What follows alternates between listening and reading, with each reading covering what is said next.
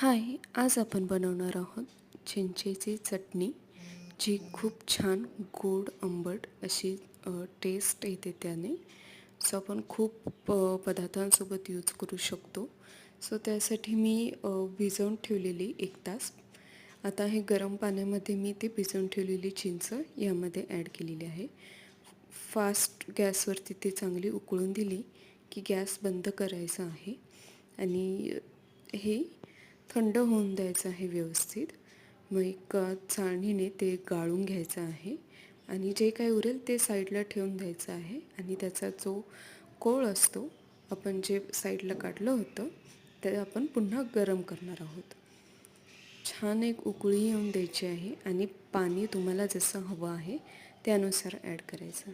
यामध्ये मी आता जवळजवळ 1 वाटी मी गूळ ॲड केलेला आहे.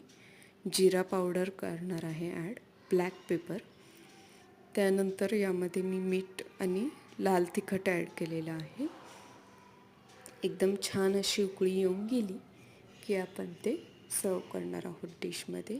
ते मीठ ॲड केलेलं आहे मी. सो हे खूप गोष्टींसोबत यूज होऊ शकते. सँडविच, वडापाव, पाववडा, एक चाटसोबत पण ही गोडी चटणी म्हणून यूज होऊ शकते. थँक्यू.